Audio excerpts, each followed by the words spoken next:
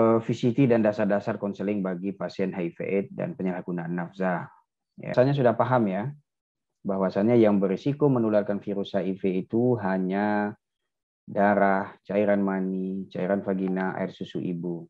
Sehingga memang tidak perlu dia dirawat di ruangan isolasi. Nah, sedangkan memang ada potensial berisiko, cairan-cairan berisiko itu cairan cerebrospinal, amnion, pleura, kemudian peritoneal dan perikardial dan cairan sendi. Tapi intinya cairan-cairan ini tentu didapat ketika memang ada aktivitas di rumah sakit. Ya, arti dalam keseharian paling ini darah, cairan mani, cairan vagina, air susu ibu. Bahkan dalam keseharian lagi paling cuma darah yang harus diantisipasi. Nah, makanya dalam konteksnya boleh tidak kita satu lokal dengan orang terinfeksi HIV, boleh. Boleh tidak bersalaman dengan orang HIV, boleh. Boleh tidak makan bersama dengan orang HIV, boleh. Karena memang di air liur, di keringat dan lain sebagainya tidak menular virus HIV. Ya. Kemudian ada penilaian risiko. Tidak gampang juga orang itu terinfeksi virus HIV karena ada fase yang disebut dengan EC syaratnya. Exit itu harus keluar dari orang HIV positif, kemudian sufisien jumlahnya harus banyak, makanya di air liur itu sebenarnya ada virus HIV, tapi jumlahnya tidak banyak sehingga tidak bisa mencukupi untuk berisiko menularkan virus HIV. Kemudian harus survival, harus bertahan hidup. Contoh orang HIV kemudian digigit oleh nyamuk, kemudian dia gigit orang yang sehat, apakah bisa menularkan virus HIV? Kan melalui darah. Ya, kalau secara pemikiran tentu saja bisa, tetapi ada konsep risiko penularan itu dari survival. Survival itu harus bertahan hidup. Jadi virus HIV tidak bisa bertahan hidup di dalam tubuh nyamuk sehingga ketika sampai di nyamuk dia sudah mati. Nah, sehingga tidak bisa menularkan virus HIV melalui gigitan nyamuk. Kemudian enter, harus ada tempat masuknya.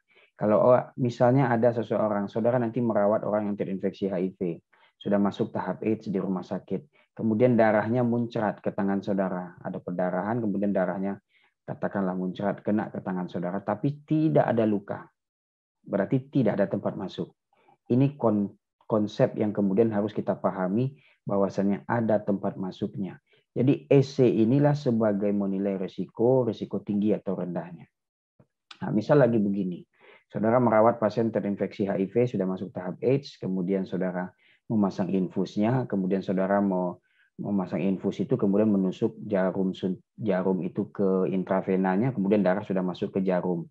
Rupanya pasien gelisah, kemudian jarum tadi terlempar, kemudian tertusuk ke tangan saudara. Kalau konteksnya seperti itu, lihat exit. Exitnya keluar dari orang HIV, ya benar. Kemudian jumlahnya banyak, ya. Di komponen darah jumlah HIV banyak. Kemudian survival bertahan hidup, tidak dia di lumen jarum tadi, bertahan hidup dia. Ada tidak tempat masuknya? Ada, karena dia sudah menimbulkan menusuk saudara, menimbulkan perlukaan, berarti ada tempat masuknya.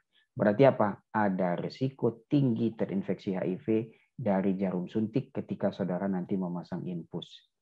Jadi ini yang kemudian dinilai oleh nanti seorang konselor, oleh dokter, oleh perawat di rumah sakit untuk menilai faktor-faktor risiko nanti untuk dia bisa memahami terkait dengan apa yang harus diberikan kepada klien, kepada siapapun nanti misalnya yang tertusuk jarum suntik dan lain sebagainya.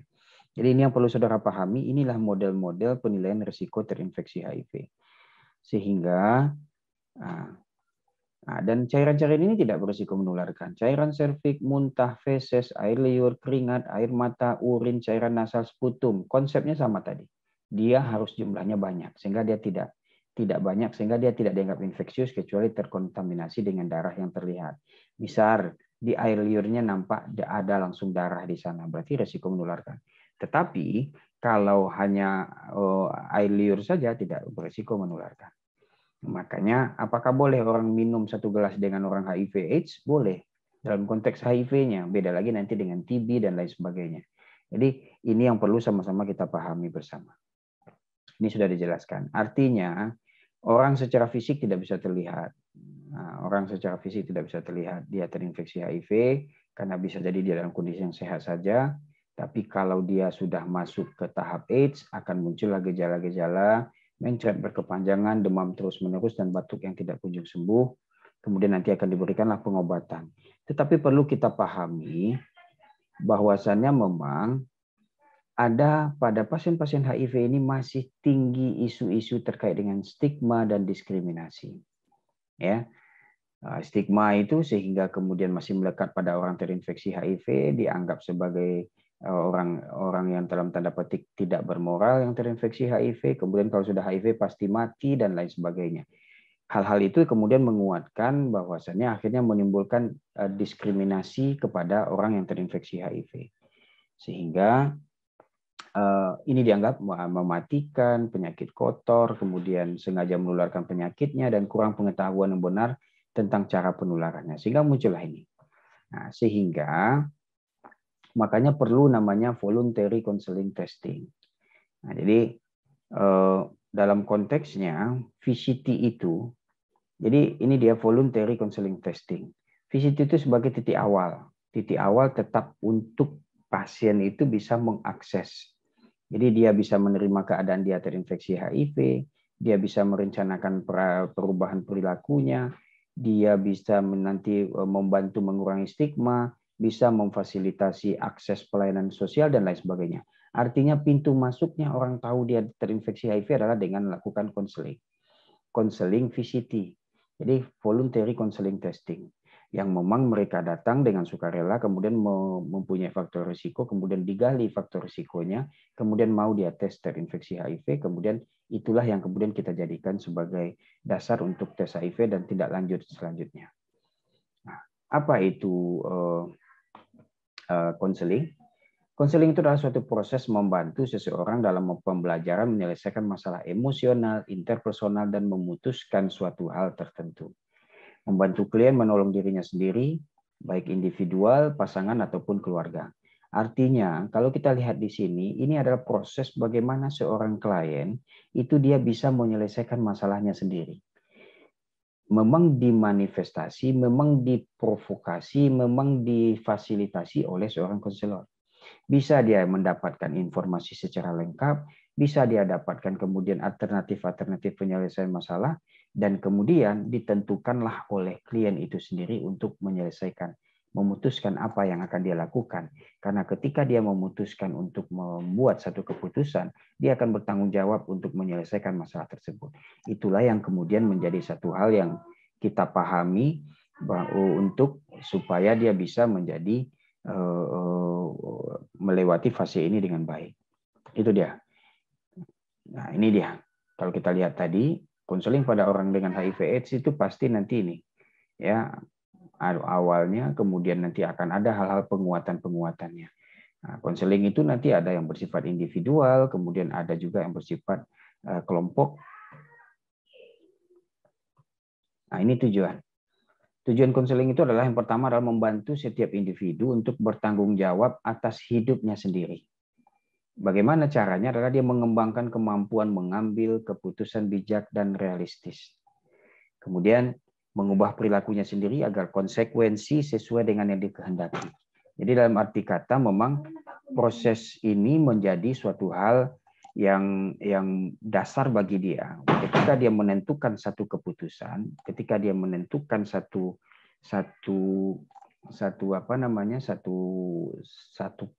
alternatif yang dipilihnya, kemudian dia akan bertanggung jawab. Itu dia.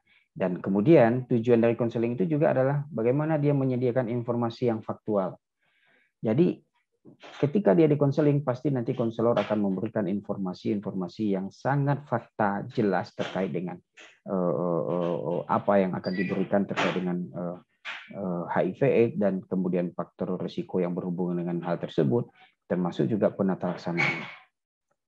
Dan perlu dipahami bersama, konseling itu dia terpusat kepada klien, spesifik pada kebutuhan isu dan seputar hal yang terkait dengan klien. Kemudian prosesnya interaktif, kolaboratif, dan bertanggung jawab. Ada tujuannya.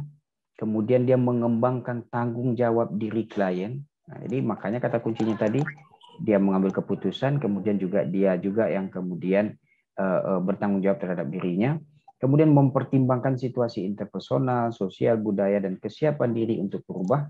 Dan kemudian ada proses di dalamnya nanti akan mengajukan pertanyaan, menggali informasi, mengulas pilihan-pilihan, dan mengembangkan rencana tindakan.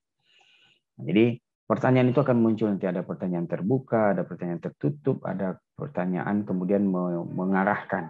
Kemudian nanti akan menggali informasi, terutama adalah terkait dengan risiko-risiko terinfeksi HIV. Dan tentu akan mengulas pilihan-pilihan dan mengembangkan rencana tindak lanjutnya. Ini. Jadi ini hal-hal yang kemudian menjadi dasar kita ketika melakukan konseling. Dan konseling itu bukan juga dalam konteks memberitahu atau mengarahkan. Oh iya, kamu terinfeksi HIV, konteksnya hanya memberitahu saja. Kemudian mengarahkan, dalam arti kata hanya mengarahkan ke satu topik yang kita inginkan, tidak juga. Bukan juga menasihati. Bukan juga melakukan percakapan atau sharing, ngomong-ngomong biasa saja. Bukan juga menginterogasi, pernah ya melakukan hubungan seksual? Oh gini ya, pernah ya makan narkoba suntik dan bla bla bla bla bla. Konteksnya bukan interogasi dan bukan juga membuat pengakuan. Ayo mengakulah. Kan kamu pernah begini, kamu kan pernah ke Batam, kamu kan pernah ke Jakarta merantau. Dan itu saya tahu persis kamu dan bla bla bla bla bla. Bukan juga seperti itu. Dan bukan juga dalam konteksnya. Kemudian konseling itu adalah mendoakan. Mendoakan itu dalam arti kata begini. Kita kita harus bersyukur kondisinya masih sehat dan kita berdoa masih tahan. Bukan konteksnya seperti itu. Tetapi ini adalah sesuatu tujuan yang harus dicapai. Ada suatu alternatif yang dipilih oleh klien untuk bagaimana dia menentukan alternatif penyelesaian masalah. Nah, banyak di antara kita kemudian terjebak dengan dua hal, ada konseling, kemudian ada edukasi kesehatan. Karena kita perawat dan banyak profesi kesehatan lain itu dididik sebagai seorang profesional kesehatan, tentu banyak akan memberikan edukasi kesehatan. Sehingga juga banyak yang terjebak, yang kemudian dia memberikan edukasi kesehatan, padahal dia berbeda. Berbeda antara edukasi kesehatan dengan konseling. Kalau konseling dia ada konfidensial, ada kerahasiaan. Kemudian biasanya prosesnya tatap muka, bisa perorangan atau kelompok kecil. Kalaupun kelompoknya adalah kelompok yang spesifik. Misalnya kelompok pecandu, kelompok PSK, dan lain sebagainya. Atau kelompok orang-orang yang terinfeksi HIV. Kemudian membangkitkan emosi yang kuat pada konselor dan klien. Karena ada fase-fase di sana, menggali informasi, kemudian mengungkapkan permasalahan di dahulunya, dan lain sebagainya. Kemudian akan terfokus pada spesifik pada tujuan. Tujuan yang pertama di prates adalah untuk dia mau tes HIV. Di post-tes nanti bagaimana dia menerima dan siap dengan kondisi dan bagaimana ke depannya. Kemudian ada lagi konseling lanjutan dan lain sebagainya. Kemudian kalau konseling kepatuhan, dia harus patuh minum obat. Dan informasi ini berguna untuk mengubah sikap dan mendorong perubahan perilaku. Dan tentunya juga tertuju pada isu berbasis kepada kebudayaan, kepada kebutuhan klien. Berbeda dengan edukasi kesehatan. Dia tidak perlu konfidensial, kelompoknya besar atau kecil, emosinya netral saja, kemudian menguju pada umum, informasi digunakan untuk mengedukasi dan meningkatkan pengetahuan, kemudian terpusat pada isi berbasis kesehatan masyarakat. Jadi ini hal-hal yang kemudian perlu kita pahami bersama bahwasannya sangat berbeda konseling dengan edukasi kesehatan. Jadi ketika kita seorang konselor atau berperan pada waktu itu melakukan konseling, lepaskanlah peran kita sebagai edukator. Nah, jadi yang selama ini yang kemudian bercampur sehingga kemudian tidak pas ketika bertemu dengan klien dengan HIV. Ini konseling pada HIV/AIDS adalah merupakan komunikasi konfidensial dua arah secara tatap muka di antara klien dan konselor, bertujuan memberdayakan klien atau coping dengan stres dan mengambil keputusan pribadi terkait dengan HIV/AIDS, termasuk evaluasi risiko personal HIV. Di sini juga ada proses namanya penilaian risiko. Kita bicara kemudian menilai bagaimana dia terkait dengan risiko terkait dengan ada tidak dia menggunakan narkoba suntik, ada tidak dia melakukan hubungan seksual, ada tidak dia pernah mendapatkan pergantian jarum suntik, pernah melakukan hubungan seksual sesama jenis, dan lain sebagainya. Kemudian hal-hal ini kemudianlah diramu dalam proses konseling itu, sehingga dia sangat rahasia, sangat spesifik, dan sangat bertujuan kepada isu yang ada pada konseling tersebut. Dan kenapa ini penting? Karena konseling pencegahan dan perubahan perilaku itu dapat mencegah penularan. kita tahu dalam konteks penata laksanaan HIV/AIDS untuk pencegahan perilaku itu namanya ada ABC. A yang pertama itu abstinensi, tidak lagi melakukan hubungan seksual, tidak lagi kemudian menggunakan narkoba sintetik, kemudian tidak lagi melakukan kekerasan. Jadi kalau dalam bahasanya ini adalah bagaimana kemudian ketika A ini bagus itu dikawal. Orang yang sudah terlanjur melakukan hubungan seksual tidak lagi melakukan hubungan seksual. Kalau dia pecandu tidak lagi melakukan sharing needle atau melakukan jarum suntiknya bergantian, sehingga ini dikawal dengan suatu konseling untuk pencegahan perubahan perilaku. Kemudian diagnosis HIV itu banyak implikasinya. Banyak orang belum tahu ketika dia terinfeksi HIV, dia bisa loh dapat obat antiretroviral. Ketika dia minum obat antiretroviral itu dia akan bisa semakin bagus, kualitas hidupnya semakin bagus, dan dia bisa hidup normal seperti yang lain, cuman harus minum obat. Karena selama ini orang beranggapan ketika sudah infeksi HIV, udah itu akhir segala-galanya. Sehingga kemudian ini harus dikuatkan, konseling ini perlu menguatkan hal tersebut.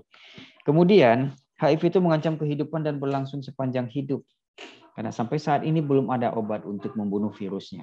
Kalaupun nanti dia harus minum obat antiretroviral, obatnya harus diminum seumur hidup. Sehingga dia harus dikawal dengan begitu banyak masalah yang kemudian harus dikawal dengan bagaimana perilaku hidup sehat, bagaimana dia patuh minum obat, hal-hal yang kemudian terjadi ketika dia minum obat, ada efek samping yang muncul, kemudian ada masalah dengan pasangannya, kemudian dan begitu banyak masalah-masalah lain yang kemudian harus kita kawal penguatannya dengan konseling. Jadi inilah latar belakang kemudian menjadi hal-hal yang menjadi dasar yang perlu kita pahami bersama. Kemudian tujuan konseling HIV/AIDS. Ya, ini tujuannya menyediakan dukungan dan rujukan misalnya terkait dengan kesejahteraan, emosi, psikologik, sosial, dan spiritual mereka yang terinfeksi virus dan mereka yang akan terpengaruh olehnya. Kemudian ada pencegahan penularan HIV dengan menyediakan informasi perilaku berisiko dan membantu mereka mengembangkan keterampilan pribadi yang diperlukan untuk perubahan perilaku. Contoh, dia seorang pecandu, diajarkan kemudian dia harus berganti, pindah, janganlah menggunakan jarum. Ada program namanya PTRM, rumatan metadon, dia harus gunakan yang dalam bentuk oral. Atau kemudian dia gunakan sharing needle-nya satu saja. Dia pakai jarum, tidak boleh bergantian dengan jarum orang lain. Atau bahkan dia diajarkan bagaimana mencuci jarum suntiknya kalau dia sudah menggunakan narkoba suntik. Atau pada seorang, dalam arti kata, mohon maaf, pekerja seks komersil yang sangat tergantungan harus tetap melakukan hubungan seksual misalnya. Nah, keterampilannya adalah bagaimana dia bisa mencegah jangan terinfeksi. Bisa dengan penggunaan kondom dan lain sebagainya. Ini konteks-konteks yang kemudian diajarkan, kemudian dipahamkan dan dikembangkan keterampilan pribadinya yang kemudian harus dikawal dalam konseling. Kemudian memastikan penggunaan terapi efektif dengan isu kepatuhan. Pertemuan sebelumnya kita sudah paham bahwasanya obat antiretroviral diberikan dalam jangka waktu yang lama, kemudian dia harus dengan kepatuhan yang tinggi, punya efek samping akut, kronis, tidak pula untuk menyembuhkan. Artinya apa? Ini harus dikawal dengan bagaimana kita menguatkan dia untuk dapat minum obat antiretroviral ini dengan sebaik-baiknya, dengan isu kepatuhan yang ada melekat pada peminuman obat dalam waktu seumur hidup. Bayangkan antibiotik saja dalam 3 hari sampai ada 5 hari orang minum antibiotik, itu saja ada yang kemudian tidak patuh atau terlupakan. Obat TB saja yang 6 bulan dia harus minum obat TB, itu ada juga orang yang kemudian lupa dan kemudian tidak patuh minum obat TB. Apalagi ini obat yang harus diminum seumur hidup, sehingga isu kepatuhan tentu akan menjadi suatu hal yang penting yang dibicarakan dalam konseling. Ya. Kemudian ini yang menjadi dasar kita. Ini dasarnya ketika ada, saudara juga harus tahu, isu-isu terkini adalah konseling, tes, dan sukarela. Jadi ada konseling, tes, dan sukarela. Ada yang kemudian inisiatif dari petugas. Ini akan ada di semua lini. Ini dia. Lingkup bisa dalam penjangkauan, ada penasun, waria, gay, dan PSK. bisa yang datang sendiri ke klinik VCT atau ke TIP, bisa ormas, bisa pengobatan tradisional, semua bisa mengirim. Karena begitu banyaknya link yang terkait dengan hal ini. Kemudian, konseling itu ada dua. Satu ditawarkan, atau satu lagi sukarela. Jadi kalau sukarela itu namanya dulu VCT, Voluntary Counseling Testing. Konseling tes HIV dengan sukarela atau KTS. Tapi ada yang ditawarkan oleh tenaga kesehatan. Itu nama dengan PITC, Provider Initiative PITC, Test and Counseling. Nah, jadi ini ditawarkan oleh petugas kesehatan. Jadi KTH. Jadi konseling atas petugas kesehatan. KTIP. KTIP. Jadi apa bedanya, Pak? Kadang-kadang kalau ini dia datang sendiri, sukarela ini dia dapat informasi di media massa, kemudian dia merasa dia punya faktor risiko, kemudian dengan sukarela dia datang ke klinik VCT. Kalau yang ditawarkan ini kita ketemu dengan pasien di rumah sakit, kita lihat tanda-tandanya muncul oral candidiasis, mencret berkepanjangan, demam terus-menerus, batuk yang tidak kunjung sembuh, data-datanya menunjukkan dia masuk tahap AIDS. Dan kalau begitu kita anjurkan dia untuk tes HIV. Jadi hal-hal itu yang kemudian dilakukan konseling sebagai persiapan mereka untuk tes tersebut. Konsepnya jelas ini, confidentiality, kerahasiaan. Kalau siapapun di antara kita tidak bisa menjaga kerahasiaan, orang lain tidak akan pernah berbicara lagi dengan dia. Kenapa? Karena udah dianggap ember. Kalau udah bicara ya udah, kemudian nanti melantur kemana-mana. Kemudian harus ada persetujuan. Jadi prinsip-prinsip ini harus dipegang. Jadi layanan konseling itu dia harus 3C. Konfidensial, konsen, dan konseling. Dan harus dilakukan konseling. Tidak ada pasien yang dites tanpa konseling. Karena ketika itu dilakukan akan banyak dampak baik biologis maupun nanti psikologis terutama yang akan terjadi. Ini tujuannya. Kalau kita lihat ini adanya terjadi perubahan perilaku ke arah yang lebih sehat, aman, dan bertanggung jawab, mengetahui status HIV-nya, kemudian memastikan pemecahan berbagai masalah terkait dengan HIV/AIDS. Nah, tadi sudah saya jelaskan ada dua, ada KTS, ada KTIP. Kemudian sifatnya dia ada mobile, ada yang statis. Jadi kalau ada klinik itu namanya disebut dengan statis. Jadi tempatnya ada, tapi mobile beda. Misalnya kita datang ke kelompok-kelompok berisiko. Ada kelompok pecandu mengundang kita sebagai pembicara, kemudian melakukan penyuluhan langsung, kemudian lakukan konseling, dan kemudian lakukanlah pemeriksaan. Itu mobile. Mobile itu keluar dan bergerak. Nah, ini contohnya, ini namanya statis di ruangan VCT. Ini ada Bu Mira Susanti, ini saya Alfitri. Jadi ini konseling individu, ini adalah konseling pasangan. Jadi kalau hal seperti ini memang ini dia dalam kondisi yang ada di satu tempat di klinik VCT. Kalau ini mobile, nah, kita datang nanti ke rutan, ke LP atau datang ke beberapa tempat kelompok berisiko. Kemudian kita lakukan konseling. Kemudian ini yang disebut dengan mobile, kita yang berjalan. Dan kegiatan konseling itu ada yang pertama akan diawali dengan konseling informasi prates. Ya, kemudian harus ada informed consent, bersetuju dia untuk dites. Kemudian akan dilakukan tes HIV. Setelah dia dites HIV, keluar hasilnya. Setelah keluar hasilnya akan ada lagi namanya konseling pasca tes.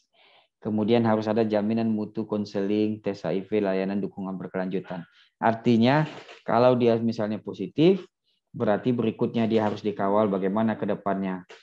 Minum obatnya dan lain sebagainya, dan akses terhadap pelayanan-pelayanan kesehatan lainnya. Jadi itu hal-hal yang memang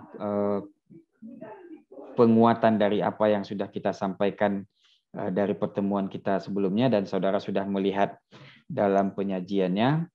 Silahkan kalau ada hal-hal yang perlu saudara diskusikan.